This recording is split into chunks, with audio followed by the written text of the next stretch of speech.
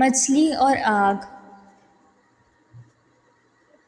حضرت محبوب خواجہ نظام الدین اولیاء رحمۃ اللہ تعالیٰ علیہ فرماتے ہیں کہ ایک دفعہ امیر المؤمنین حضرت عثمان غنی رضی اللہ تعالیٰ عنہ بازار سے ایک مچھلی خرید کر لائے۔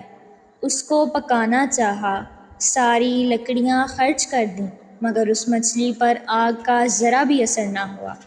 آخرکار آپ رضی اللہ تعالیٰ عنہ اس مچھلی کو نبی کریم صلی اللہ علیہ وآلہ وسلم کی بارگاہ میں لے کر آئے اور سارا واقعہ بیان کیا۔ نبی کریم صلی اللہ علیہ وآلہ وسلم نے مچھلی سے پوچھا کہ تجھ پر آگ کا اثر کیوں نہیں ہوتا؟ مچھلی نے عرض کیا کہ میں ایک روز سمندر میں تھی، وہاں ایک جہاز پر کچھ تاجر درود شریف پڑھ رہے تھے، ان کی آواز میں نے سنی تو میں بھی درود شریف پڑھتی رہی۔ اللہ تعالیٰ نے اس درود شریف کی برکت سے مجھ پر آگ کو حرام کر دیا۔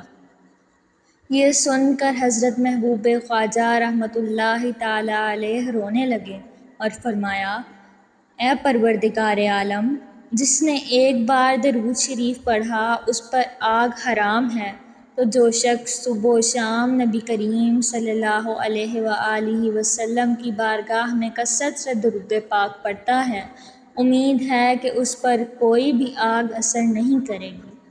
دوستو، میری دعا ہے کہ اللہ تعالیٰ ہم تمام کو نبی کریم صلی اللہ علیہ وآلہ وسلم پر کثرت سے درود پاک پڑھنے کی توفیق عطا فرمائے اور ہم تمام کو آگ سے محفوظ فرمائے، آمین یا رب العالمین۔